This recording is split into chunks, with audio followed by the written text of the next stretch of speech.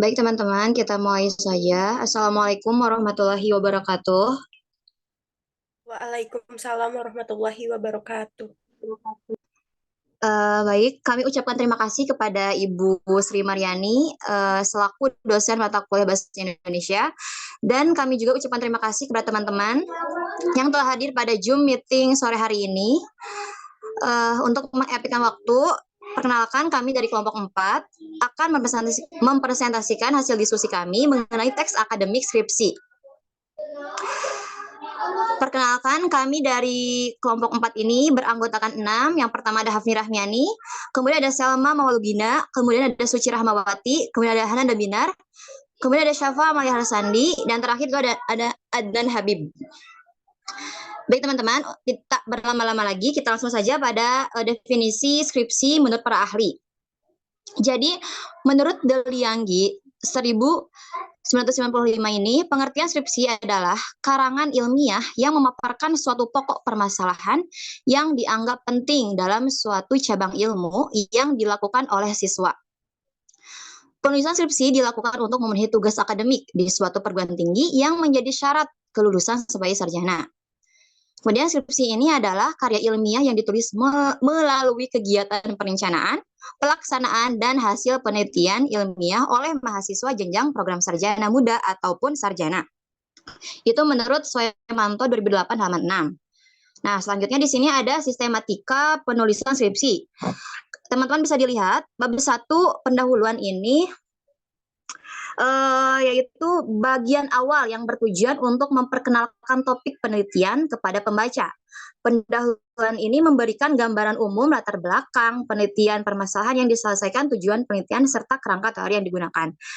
Bisa dilihat ada latar belakang, identifikasi masalah, pembatasan masalah, rumusan masalah, tujuan penelitian, dan manfaat penelitian. Di bab 2 ini ada kajian pustaka yang terdiri dari deskripsi teori, penelitian yang relevan, kerangka pikir, dan hipotetis penelitian. Tujuan dari kajian pustaka ini untuk mendapatkan pemahaman yang telah dilakukan sebelumnya dan memperkuat landasan teoritis penelitian yang sedang dilakukan.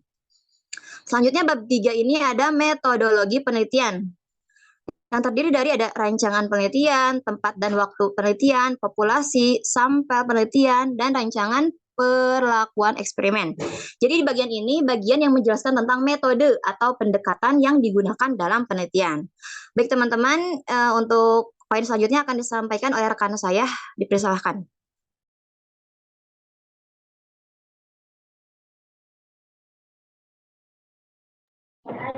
Oke, selanjutnya yaitu teknik pengumpulan data. Yang pertama ada identifikasi variabel, yang kedua definisi operasional variabel, lalu tiga instrumen pengumpulan data, empat pengujian validitas dan perhitungan rehabilitasi.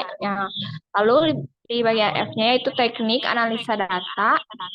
Dalam teknik analisa data itu yang pertama itu penerapan teknik analisa data, yang kedua yaitu persyaratan analisis data. Lalu yang di bab 4 ada hasil penelitian dan pembahasan. Yang pertama yaitu ada deskripsi data, lalu B yaitu analisis data. Analisis data terdiri dari pertama pengujian persyaratan analisis, yang dua pengajuan hipotesis.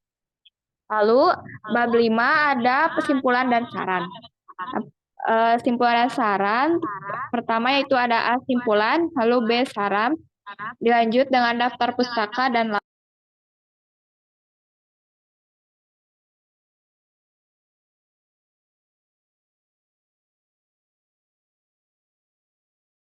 Untuk selanjutnya boleh dilanjutkan. Baik, selanjutnya di sini ada fungsi dan tujuan penulisan skripsi. Yang pertama, skripsi memungkinkan mahasiswa untuk menunjukkan pemahaman yang mendalam terhadap suatu topik atau masalah. Yang kedua, skripsi memperkenalkan mahasiswa pada proses penelitian akademis yang melibatkan pengumpulan data, analisis, dan interpretasi. Yang ketiga, skripsi juga memungkinkan mahasiswa untuk berkontribusi pada pengetahuan yang ada dalam bidang studi mereka. Menurut buku Research Design, Kualitatif, Kuantitatif, dan Mixed Method Approach oleh John W. Creswell, tujuan utama dari skripsi adalah untuk mengembangkan kemampuan mahasiswa dalam melakukan penelitian mandiri dan mengkomunikasikan temuan mereka dengan cara yang jelas dan sistematis. Baik, selanjutnya akan dipresentasikan oleh rekan saya.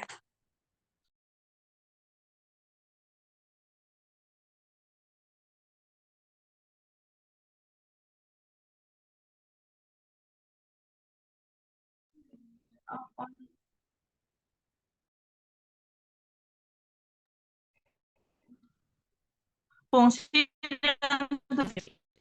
pendidikan mengajar mahasiswa dalam diperolehnya akan menjadi suatu yang keilmuan sesuai dengan spesial. Yang kedua, pendidikan pengembangan, yakni upaya pemecahan suatu masalah secara ilmiah sehingga membuahkan macam-macam gagasan kreatif untuk disumbangkan kepada dunia ilmu pengetahuan dan teknologi.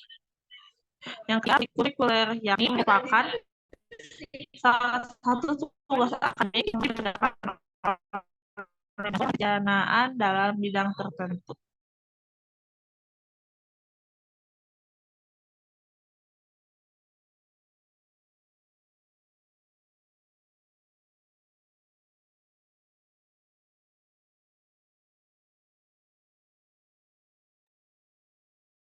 Baik, saya akan melanjutkan fungsi dan tujuan penulisan skripsi. Yaitu selanjutnya ada evaluasi, yaitu sebagai salah satu persyaratan untuk menempuh ujian dan sekaligus merupakan fokus di mana pertanyaan ujian akan disampaikan kepada mahasiswa yang wajib mempertanggungjawabkannya di forum ujian terbuka. Hasil ujian skripsi menjadi salah satu bahan untuk menentukan kelulusan mahasiswa yang bersangkutan.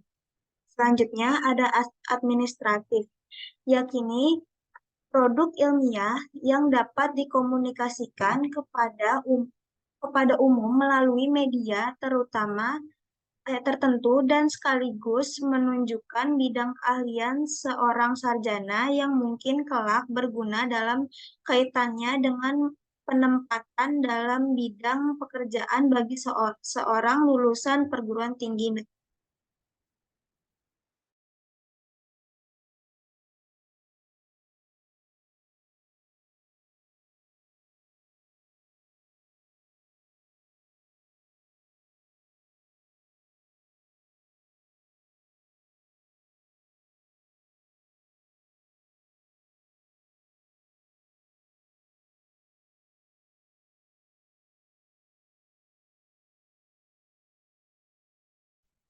Silakan untuk selanjutnya, Adnan Habib.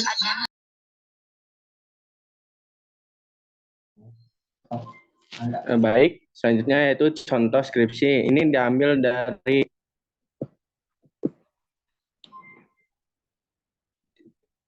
jurusan Kesehatan Masyarakat Fakultas Kedokteran dan Ilmu Kesehatan Universitas Islam Negeri Alauddin Makassar tahun 2016. Next.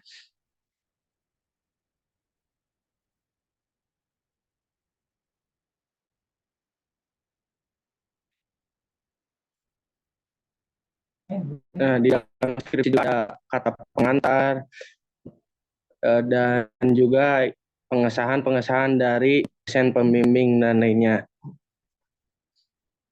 Langsung saja ke daftar isinya.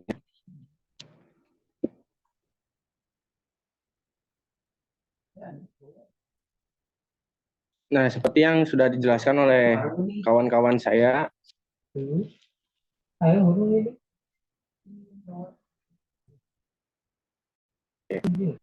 skripsi juga yang pertama adalah pendahuluan. Nah, pendahuluan ini kan berisi latar belakang, identifikasi masalah, dan rumusan tujuan penelitian dan manfaat penelitian. Next. Ini contoh pendahuluan skripsi. Ada juga kajian, pustaka, dan terusnya. Mungkin itu saja. Saya kembalikan ke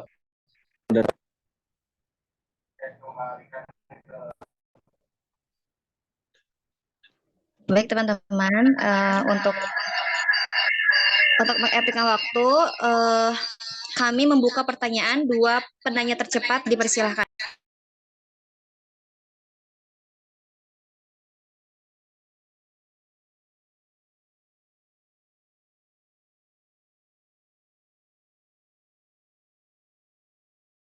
Baik, kepada Asma Nadia dipersilakan untuk membuka mikrofonnya.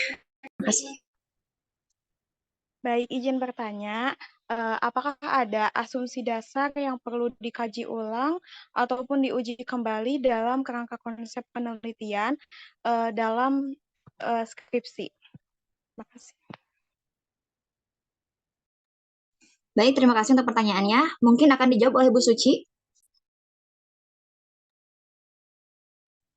Baik, pertanyaan dari Nadia saya akan jawab. Benar, dalam kerangka konsep penelitian skripsi terdapat beberapa asumsi dasar yang perlu dikaji ulang atau diuji kembali. Beberapa asumsi dasar yang perlu diperhatikan antara lain, yang pertama, asumsi tentang hubungan sebab dan akibat. Asumsi ini berkaitan dengan hubungan antara variabel-variabel yang diteliti. Yang kedua, asumsi tentang populasi dan sampel. Dalam penelitian, seringkali terdapat asumsi tentang keterwakilan sampel terhadap populasi.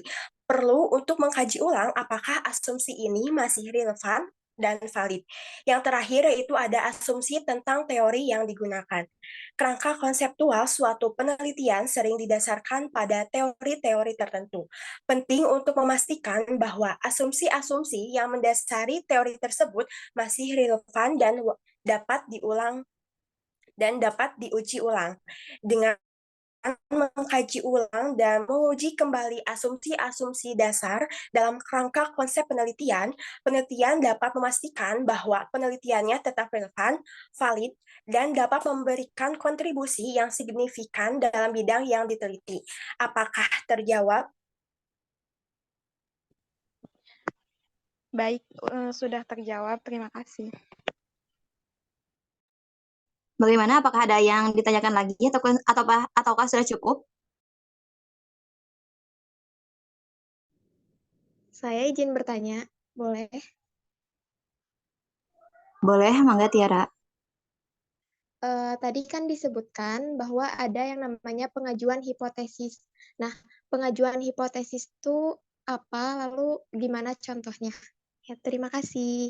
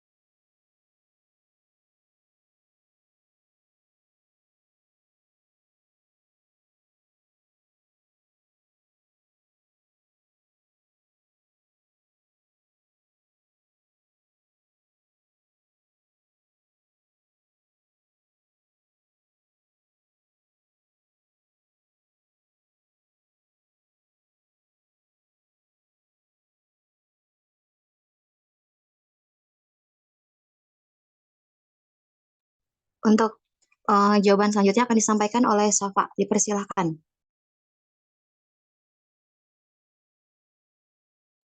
Baik, saya akan menjawab pertanyaan dari Tiara.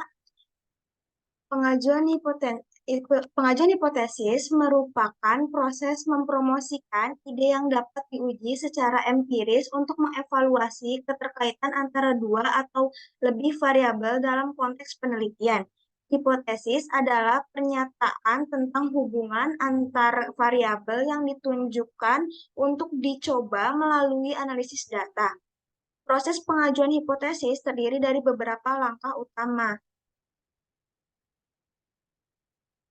yaitu mengidentifikasi masalah dan formulir pertanyaan, memilih model teori, dan membuat hipotesis hipotesis HO dan alternatifnya. Cukup sekian. Apakah terjawab? Sudah terjawab, terima kasih. Baik teman-teman, karena waktu sudah menjelang sore, kami akhiri. Terima kasih kepada teman-teman yang telah mendengarkan diskusi kami. Mohon maaf apabila ada kesalahan dalam perkataan perbuatan ketika kami menyampaikan materi. Terima kasih. Wassalamualaikum warahmatullahi wabarakatuh. Waalaikumsalam warahmatullahi wabarakatuh.